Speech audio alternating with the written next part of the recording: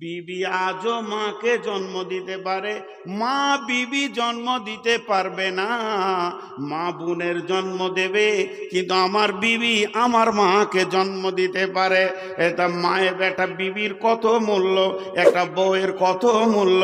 আল্লাহ তাবারক ওয়া তাআলা বলছেন, তাদেরকে অবহেলা করিও না, তাদেরকে কোনো জোরে দেখিও না। কেন? সে তোমার সব থেকে বড় দুটি কাজ করে। এক নম্বর কাজ করে কি? তোমার চরিত্রকে সে ঢেকে রেখে দিয়েছে, এটা পৃথিবীর কেউ পারবে না। আপনি যদি প্রশ্ন করেন, হুজুর আপনার বিবি কোন কাজে লাগে, আমি তখন বলবো, কোরআনে বলেছেন লিতাসকুনু ইলাইহা ওয়া জাআলা বাইনাকুম মাওয়াদ্দাতা ওয়া রাহমা। লিতাসকুনু ইলাইহা ওয়া জাআলা বাইনাকুম মাওয়াদ্দাতা ওয়া রাহমা। দেশ বিদেশে ভালো ভালো খাচ্ছি, মেশিন তো স্ট্রং হয়ে আছে, দেহে তো রক্ত আছে, আর শরীর যেন সুস্থ রয়েছে, আমার ভেতরে বিগার নিয়েছে। আল্লাহ তাবারক ওয়া তাআলা বলছে, তোর মাথা যখন গরম হবে বিবির কাছে তুই চলে যা, তোর বিবি তোকে সুন্দর স্বচ্ছ পরিষ্কার মানুষ বানিয়ে দেবে। তুই আর অন্য মেয়ের কাপড় ধরে টানবি না, তোকে এত সুন্দর চরিত্রবান রাখবে। আমি হাজারবার বিবির সঙ্গে মিলবো, দেশের লোক আমাকে হুজুর বলে ডাকবে। আর একবার যদি শুনেলেন ভেলিয়ানে কোনো মেয়ের কাপড় ধরে টেনেছে, এটা একটাও জুতা পায়ে থাকবে না। এই সম্মানটা আমার বাঁচিয়ে রেখেছে আমার বিবি, আমার উগ্রমতিকে ঠান্ডা করেছে। আর কি করেছে আমার বিবি? আমার মরার পর ইদা মাতাল ইনসানু ইনকাতা আনহু আমালুহু ইল্লা মিন সালাসাতিন সাদাকাতিন জারিয়াতিন আও ওয়ালাদিন সালিহিন। আমি মরে যাওয়ার পর আমার ভিটাতে যে আলো দেবে, আমার কবরে যে দোয়া করবে, 10টা টাকা টেবিলে দিয়ে বলবে আমার আব্বার জন্য দোয়া করেন, ওই সন্তানটা আমার বিবি দেয়। পৃথিবীর কেউ দেবে না। মা হারাম, বোন হারাম, এদের কাছ থেকে বাচ্চা পাওয়া যাবে না, আশা করা যাবে না। আমার বোনের কাছ থেকে আমার দুলা ভাই আশা করবে, আমার মায়ের কাছ থেকে আমার বাপ আশা করবে, আমি আমার বিবির কাছ থেকে আশা করব। অতএব শুনেলেন, সব থেকে প্রয়োজন আপনার ভবিষ্যৎ বাচ্চাটা যে আপনার কোলে তুলে দেয়, আপনার রক্তে, আপনার বীর্যে, আপনার শুক্রাণুর বাচ্চাটা আপনার কোলে 9 মাস 10 দিন পেটে রেখে 2.5 বছর দুধ পান করে পেশাব পায়খানা সাফ করে যে আপনার কোলে তুলে দেয়, এরই নাম বিবি। বিবি মানে ধর আর মার। এখনকার সব নিয়ত করেছে বিবি মানে ধর আর মার। কিছু ছেলে খুব পরেজগার হয়েছে, মাকে খুশি করার জন্য বিবিকে মারে। জি, মাকে খুশি করার জন্য বিবিকে মানে, এরই নাম বিবি। বিবিকে আমাদের চিন্তা অনেক ভুল হয়। আরো কিছু কথা আছে, আপনাদের বিরক্ত লাগেনি তো? জি, আপনাদের বিরক্ত লাগেনি তো?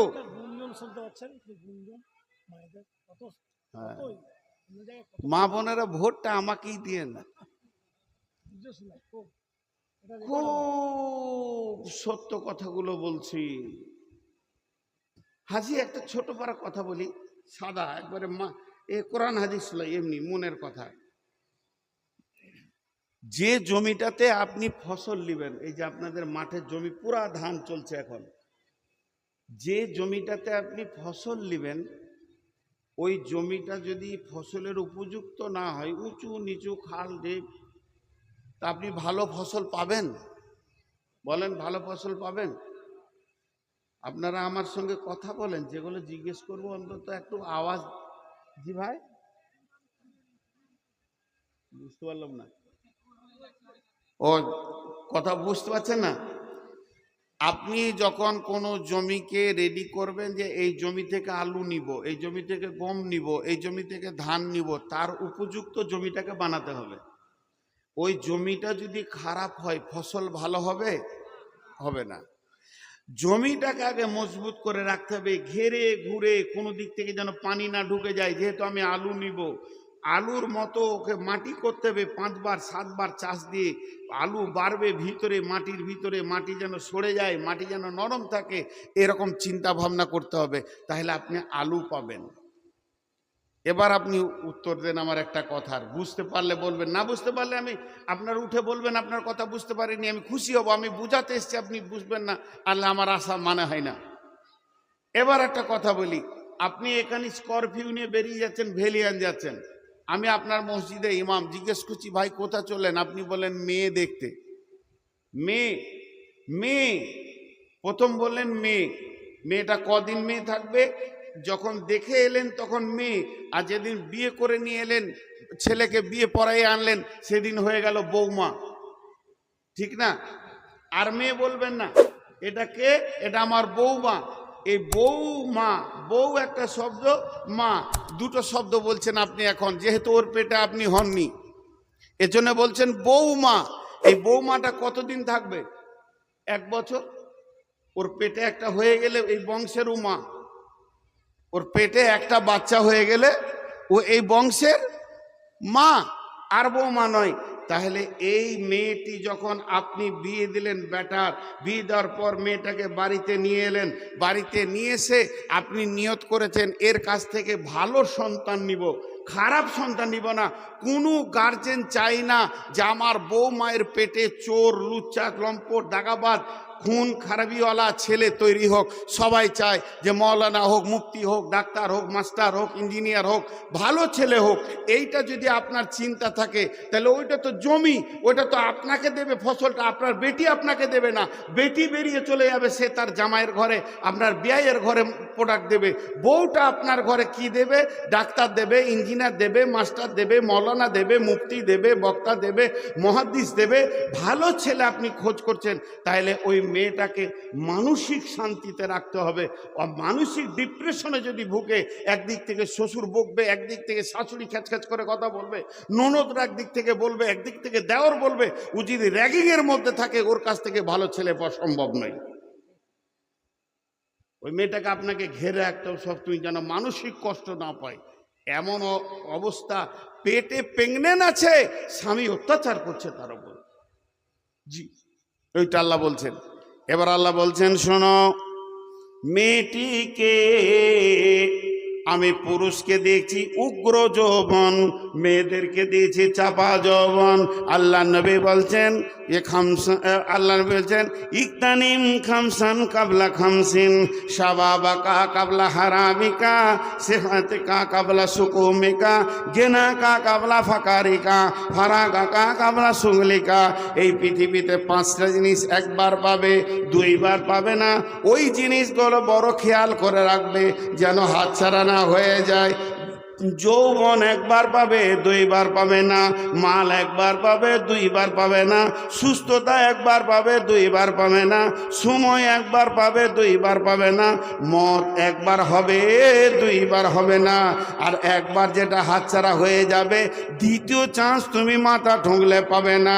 তাহলে আল্লাহ নবী বলছেন শাবাবাকা কাবলা হারামিকা, যৌবন একটা বড় নিয়ামত। পুরুষের যৌবন একটা নিয়ামত, নারীর যৌবন একটা নিয়ামত। যৌবনের একটা কাল আছে, মেয়েদের 9 বছর থেকে 13 বছর পর্যন্ত যৌন তরঙ্গ শুরু হয়ে যায়। পুরুষের 12 বছর থেকে 14 বছর পর্যন্ত যৌন তরঙ্গ তার মধ্যে এসে যায়। চলতে চলতে চলতে মেয়েদের 42-45 বছরে যৌন চেতনা হারিয়ে যায়। যত তাড়াতাড়ি আসে যত তাড়াতাড়ি চলে যায়। আর পুরুষদের 60-65 পর্যন্ত থাকে, তারপরে তার যৌন চেতনা চলে যায়। এই মধ্যখানে যে যৌবনটা তোমাদেরকে কেন দিলাম? আমি আল্লাহ যৌবনটা তোমাদেরকে দিয়েছি, পুরুষ তার উগ্র যৌবনের হেফাজত করবে, মেয়ে তার চাপা যৌবনের হেফাজত করবে। এবার আল্লাহ তাবারাক ওয়া তাআলা বলছেন, হে পুরুষ, তোমাকে আমি উগ্রমতি দিয়েছি, আমি জানি তোমার ভিতরে উগ্রমতি আছে, এটা আমি আল্লাহ বানিয়েছি। এটা যদি না থাকতো, কেউ নারীকে কোলে করে নিয়ে আনন্দ করে জীবন চালাতে পারতো না, সারা জিন্দেগি বিবিকে মেনে নিতে পারতো না। পুরুষের যৌবন যদি উগ্র না হতো, মেয়েদেরকে এত টেঁড়া বানিয়েছে, আর এত কথা বলবে, সেলাই মেশিন পর্যন্ত এদের কাছে হার মানবে। উগ্র যৌবন না থাকলে মেয়েদেরকে নিয়ে সংসার করতে পুরুষ পারতো না। আল্লাহ তাবারাক ওয়া তাআলা বলছেন, তোমার যৌবনটা উগ্র।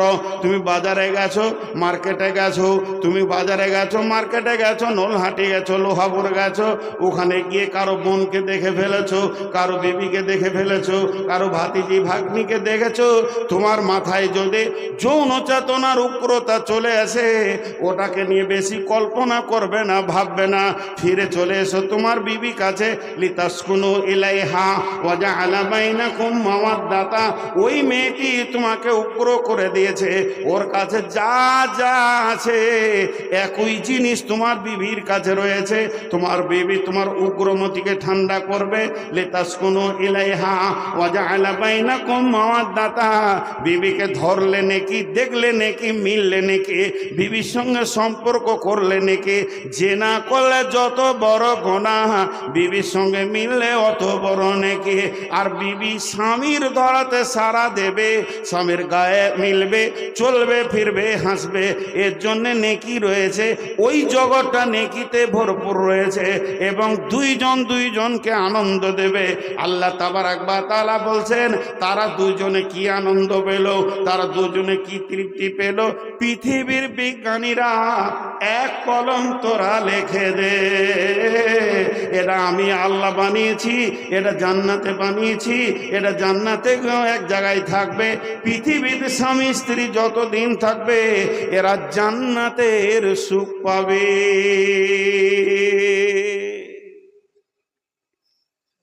জান্নাতের আনন্দ বিবির কাছে লুকানো আছে।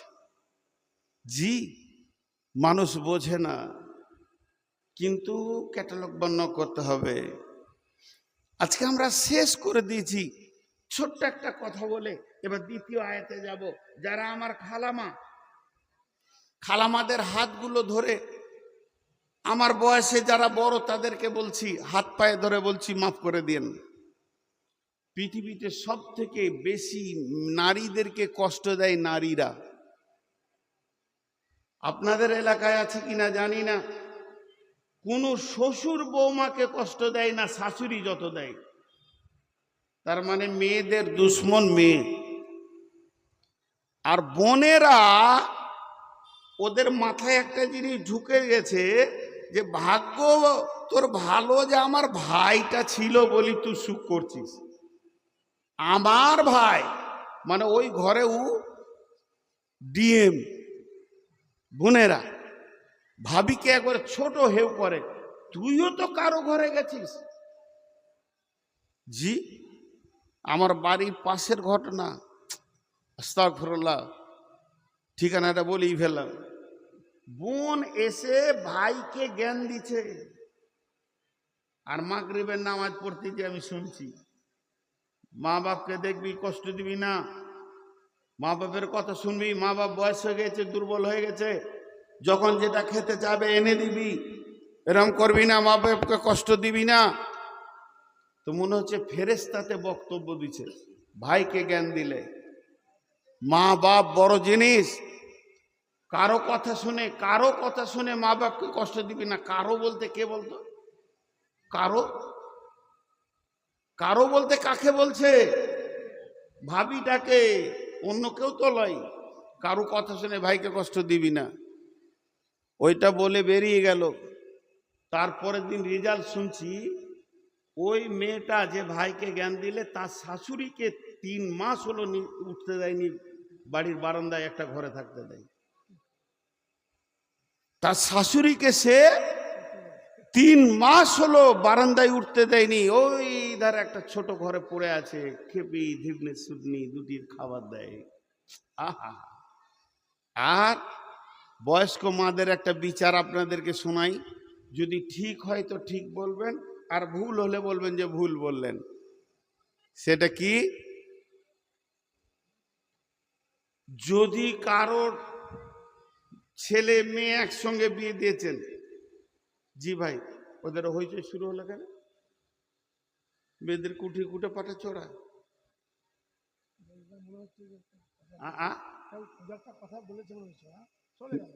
না না, ওদিকে হইচই শুরু হলো। আচ্ছা ভাই, আপনারা একবার মুখ খুলেন, বিরক্ত লাগছে?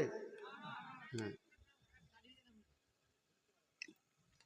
আমি সুগারের রুগী, ইনি আমার বড় ভাই, এনার কথা ফেলতে পারিনি, অনেক জালসা জবাব দিলাম, এনার কথা ফেলতে পারিনি বলে আমি এসেছি। আর ইনি অনেক ভালো মানুষ, আমার নজরে অনেক ভালো মানুষ। এনার পাঞ্চুয়াল টাইমের দিকে জ্ঞান আছে, আর এক এক জায়গায় মাথা খারাপ করে দেয়। এবার শুনেন আমার কথাটা, যদি ভুল হয় তো বলবেন ভুল, আর ঠিক হলে সবারই মুখে আমি একটা আওয়াজ শুনবো যে ঠিক বলেছেন। একই ভোজে ভাই আর বোনের বিয়ে দিল বাপ, বোনটার বিয়ে দিল ধরেন ভেলিয়ানে, ভাইটার বিয়ে দিল লোহাপুরে। তাহলে বাড়িতে দুটো, একটা বেটি একটা বেটা একসঙ্গে বিয়ে হলো, তার বিনিময়ে দুটো নতুন মানুষ পেল, একটা বৌমা পেল একটা জামাই পেল। বুঝতে পেরেছেন কথাটা? এবার বাইদি বাই বিয়েটা হয়েছে 4-5 মাস কি 6 মাস, নতুন বিয়ে। তো বেটিটা বাপের ঘরে আছে, বউটা ওইখানে আছে, বেটিটা কোনো কাজে এসছে এখানে আছে। তো নতুন বউ শ্বশুর বাড়িতে থাকলে জামাই তো আসবেই। তো দেখা গেল ভেলিয়ান থেকে জামাই এসছে, জামাই এসে আছে, বেটি জামাই একটা রুমে আছে। বেটা গেছে মাঠে কাজ করতে, ধানের জমি দেখতে, বাপ বলেছে জমিগুলো না দেখে আসবি না। তারপরে ও ঢুকলো বেলা 11টা-12টার দিকে বাড়িতে।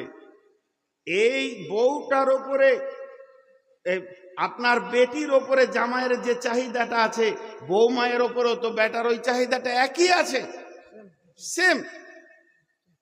মাঠে কাজ করছে আর মনে করছে কখন যাব বাড়ি বিবির মুখ দেখবো, কখন যাব বাড়ি বিবির মুখ দেবো, নতুন বিয়ে। বউটাও বাড়িতে কাজ করছে মন খারাপ করে, কখন আসবে, মাঠ ছেয়ে গেছে সকালে এখনো আসেনি, দুইজন আছে। এবারে জামাইটা ঢুকে তখন ওর বেটিটাকে নিয়ে একবার চলে গেল এইদিকে, বাজার দিয়ে ঘুরতে চলে গেল, ওই করমদি কোন দিকে চলে গেল, নলহাটি। সকালে একবার ঘুরে এলো বা 10টার সময় ঢুকলো, নাস্তা খেয়ে বলছে চল একবার লোহাপুর যাই। ফুরক করে আবার বেরিয়ে গেল লোহাপুর, 2টি হয়ে গেল। আবার একটু দুপুরে ভাত খেয়ে বলছে চল একটু দেখে আসি, আইসক্রিম খেয়ে আসি। 3বার হলো। বিকেলবেলায় বলছে আর একবার নলহাটি যাব, বেটি জামাইকে নিয়ে নলহাটি চলে গেল। তো ওর মায়ের মনটা এত খুশি হবে, পাড়াতে গিয়ে বলবে বোন তোদের দোয়া ছিল, জামাই একটা পেয়েছি, আমার বেটিকে ছাড়া কিছুই বুঝে না। দিনে 40 বার বাজার যেতে বললে 40 বার বাজার যাবে, কোনো বিরক্তি নেই। আমার জান ঠান্ডা হয়েছে, আল্লাহ আমার কপালের দিকে তাকিয়েছে, আমি ভালো বেটি জামাই পেয়েছি। এবার বৌমাটা ওর বেটাটাকে বলছে একবার বিকেলের দিকে কাটা করিয়ে ওখানে কিছু আনবো, স্বামী স্ত্রী ব্যাপার কিছু আনবো, আচ্ছা চলো। বিকেলবেলায় বেরিয়ে যাচ্ছে, ঠিক সন্ধ্যায় ঢুকেছে। ওই মেয়েটি 1 টিপ মেরেছে মাত্র, বেটি 5 টিপ মেরেছে, জান ঠান্ডা হয়ে গেছে। আর যে মেয়েটি 5 টিপে ওর বেটি জামাইয়ের সঙ্গে গিয়েছে, জান ঠান্ডা হয়েছে, সেই মেয়েটি তার বেটার সঙ্গে বৌমা খালি একবার কাটা গড়িয়ে গেছে, পাড়াতে বলে বেড়াবে বউটা বেটাকে কিনে লেছে। আর কথা মানে না কারো, মনের দুঃখ কোথা রাখবো, বেটা বউ পাগল হয়ে গেছে গো, বলে কি বলে না। এই শাশুড়ি শ্বশুরগুলো বউ মায়ের হাতে ভাত পায় না। ও যদি হতো মায়ের মতো, ও যদি বেটিটা দেখে যত আনন্দ পেল, বৌমা একটা যদি ওই আনন্দ উপভোগ করত আর বলতো আলহামদুলিল্লাহ আমার বেটা বউয়ের মেল মহব্বত কত, এদের মহব্বত দেখে মনে হচ্ছে এরা শান্তির সংসার করবে, তাহলে ওই বৌমা কোনোদিন শাশুড়িকে ছেড়ে দিত না। এই বেইনসাফি চলছে আমাদের ভিতরে। আল্লাহ তাবারাক ওয়া তাআলা মেয়েদের ভিতরে 3টে ক্যাটালগ করেছেন। বিসমিল্লাহির রহমানির রহিম। দারাবাল্লাহু মাসালাল লিল্লাযিনা কাফারু ইমরাআতা নূহ ওয়া ইমরাআতা লূতিন কানাতা তাহতা আবদাইনি মিন ইবাদিনা সালিহাইনি ফাখানাতাহুমা ফালাম ইগনিয়া মিনাল্লাহি আনহুমা মিনাল্লাহি শাইআ ওয়া কিলা দুখুলান নারা মা'আদ দাখিলিন। ওয়া দারাবাল্লাহু মাসালাল লিল্লাযিনা আমানু ইমরাআতা ফিরআউনা ইয ক্বালাত রাব্বি ইবনি লি ইন্দাকা বাইতান ফিল জান্নাতি ওয়া নাজ্জিনি মিন ফিরআউনা ওয়া আমালিহি ওয়া নাজ্জিনি ونجني من القوم الظالمين ومريم ابنة عمران التي أحسنت فرجها فنفخنا فيه من روحنا وصدقت بكلمات ربها وكتبه وكانت من القانتين. তিনটা আয়াত পড়েছি, ধ্যান দেবেন। আল্লাহ পৃথিবীর মেয়েদেরকে তিনটে ভাগ করে দিয়েছেন তিনটা আয়াতে। সারা পৃথিবীর যত মুমিন মুসলমান মেয়ে আছে আল্লাহ তাদেরকে তিন ভাগে বিভাজন করে দিয়েছেন। নাম্বার এক, মেয়েটা বড় মেয়েটা বড় খারাপ, মেয়েটা ভালো লয়, মেয়েটা বদমাস, পর্দায় থাকে না, দিন মানে না, আল্লাহ মানে না, রসুল মানে না। কিন্তু জেনে নেন স্বামী বড় ভালো পরেশগার দিনদার, ওই মেয়েটা যদি মনে করে নেয় আমার স্বামীর জন্য আমি জান্নাতে চলে যাব, আমার পরেশগার স্বামী আমাকে জান্নাতে নিয়ে যাবে, হবে না, হবে না, হবে না। আবার মেয়েটা ভালো স্বামীটা খারাপ, যদি কোনো মেয়ে মনে করে আমার স্বামী, আল্লাহ একটা কপালে তো স্বামী হয়, একটাই তো জীবনে বিয়ে হয়, আমি একটা স্বামী পেলাম, স্বামীটা বড় জুয়ারি, স্বামীটা হলো সুদঘর সুদারো, স্বামীটা মাতাল লুচ্চা, আমি মনে হয় জাহান্নাম চলে যাব। আল্লাহ বলছে তাও না, হবে না। যে মেয়েদের স্বামী হয় নাই, যাদের বিয়ে হয়নি বা স্বামী মারা গেছে, স্বাধীন হয়ে গেছে, তালাক হয়ে গেছে, এই মেয়েগুলো যদি মনে করে আমাদের কেউ নাই, যা মন যাবে তাই করব, আল্লাহ বলছে চলবে না, চলবে না। এই তিনটে উদাহরণ আল্লাহ কালাম পাকে সূরা তাহরিমের ভিতরে শেষ আয়াতে দিচ্ছেন। জারাবাল্লাহু মাসালাল লিল্লাযিনা কাফারু ইমরাআতান নূহিন ওয়া ইমরাআতা লূতিন কানাতা তাহতা আবদাইনি মিন ইবাদিনা সালিহাইনি ফাকানাতাহুমা ফালাম ইগনিয়া আনহুমা মিনাল্লাহি শাইআ ওয়া কিলা দুখুলান নারা মা'আল দাখিরিন। আল্লাহ বলছেন বিশ্ববাসী রে, দুটি মেয়েকে দেখো, তাদেরকে আমি নবীর সাথে বিয়ে দিয়েছিলাম। নবী মানে পৃথিবীর শ্রেষ্ঠ মানুষ, শ্রেষ্ঠ বুদ্ধি আর পৃথিবীর শ্রেষ্ঠ চরিত্রবানরা ছিল নবী। আমি তাদেরকে নবীর মতো স্বামী দিলাম। তাহাটা আবদাইনি মিন ইবাদিনা, এমন দিলাম আমার গোলাম, আমার গোলামের ভিতরে দামি গোলামের বিবি বানালাম। তারা নবীর বিবি হলো, নবীর ছায়াতে জীবন কাটালো, নবীর বিছানায় পা দেওয়ার কারো ক্ষমতা নাই, আর তাদেরকে আমি নবীর বিছানায় শোয়ার তৌফিক দিলাম, তাদেরকে নবীর লেপে কম্বলে ঢোকার তৌফিক দিলাম, তাদেরকে নবীর বালিশে মাথা দেওয়ার তৌফিক দিলাম। মেয়েগুলো কত কপাল ভালো ছিল, তারা নবীর মতো বিবি স্বামী পাওয়ার পর তাদেরকে মেনে নিতে পারল না। তারা যারা ভমকামিতা ছিল, তাদের সঙ্গে গোপন আপাত করত, কাফের বেঈমান মুশরিক মুনাফিকদের সঙ্গে সম্পর্ক ছিল। এই থাকার কারণে আল্লাহ তাবারাক ওয়া তাআলা বলছেন ওয়াকিলা দুখুলান নারা মা'আদ দাখিলিন, ওই দুইজন নবীর বিবি চিরদিন জাহান্নাম যাবে। সেই নবীটার নাম কি? নূহ আর লূত। নূহ নবী, লূত নবীর বিবি জাহান্নাম যাবে। জি, আমরা ভাবছি যে সে বেঁচে যাব, খুব ধ্যান দেন, ধ্যান দেন। ওয়ান আয়েশা রাদিয়াল্লাহু তাআলা আনহা ওয়া হিয়া বাকাত ক্বালা রাসূলুল্লাহ সাল্লাল্লাহু আলাইহি ওয়াসাল্লাম মা ইবকিকি আয়েশা ক্বালাত যাকারতুন নারা ফাবাকাইতু ইয়া রাসূলুল্লাহ قال هل تذكرون أهلكم يوم القيامة يا رسول الله قال رسول الله صلى الله عليه وسلم ثلاثة مواتنا فلا يذكرون أحد أحدا। বিশ্বনবীর যত বিবি ছিলেন, একটু ধ্যান দেন, মনোযোগ। বিশ্বনবীর যত বিবি ছিলেন, একটা বিবি ছিলেন কুমারী, সমস্তগুলো বিধবা।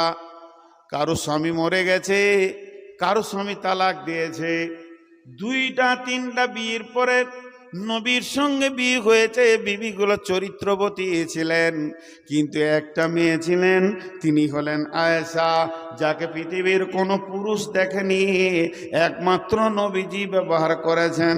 তাজাওয়াজা ওয়াহা বিনতু সাবআ সিনিন, 7 বছর বয়সে বিয়ে হয়েছে রাসূলের সাথে। ওয়াজুফাত ইলাইহা লুআবুহা মাহা ওয়া 9 সিনিনা, 9 বছর বয়সে আম্মা জান আয়েশা রসুলের সঙ্গে বাসর ঘরে গেছেন। আর মাতাত আনহা ও আলাইহা মাতাত আনহা সব ওয়াহিয়া বিনতে সামানিয়া সিনিনা, আম্মা আয়েশা যখন বছর 18 বছর, মাত্র 18 বছর বয়সে তিনি স্বামী হারাচ্ছেন। তাহলে শুনেলেন এই আম্মা জান আয়েশা কে? কিয়ামত পর্যন্ত যত মুসলমান আসবে সমস্ত মুসলমানের মা।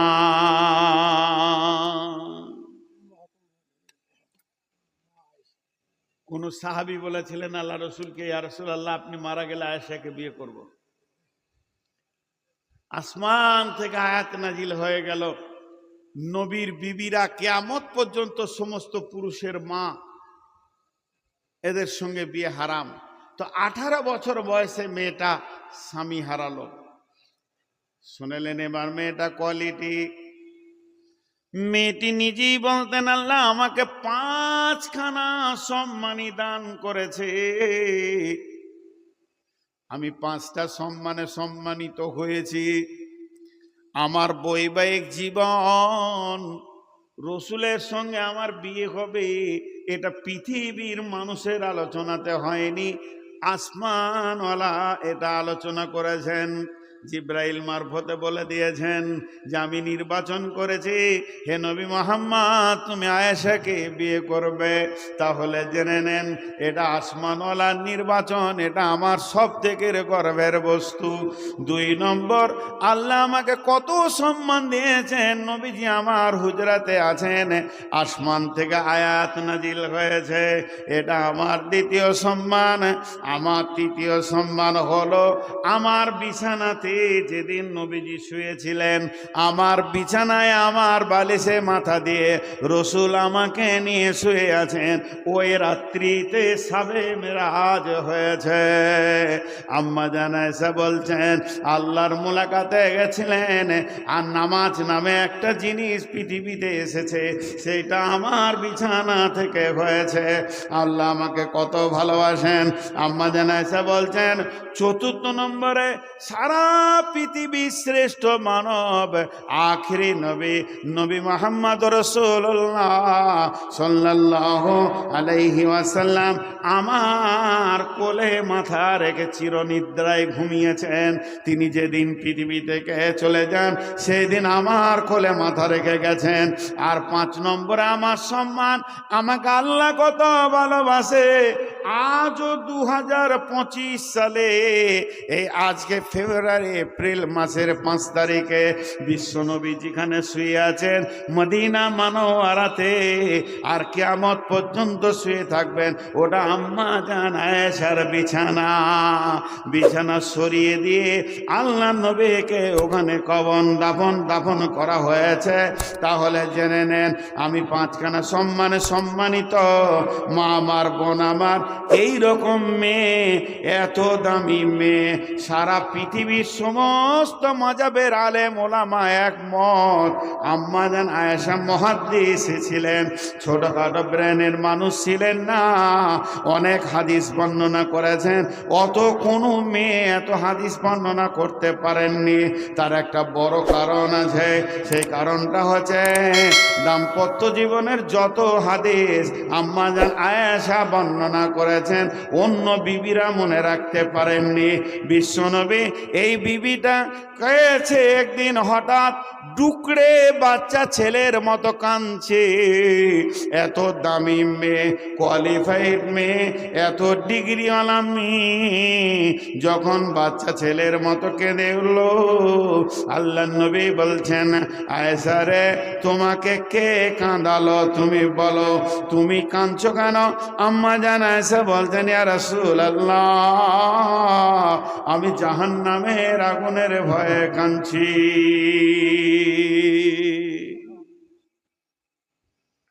তিনটে ক্যাটালগ বলছি, ধৈর্য ধরেন।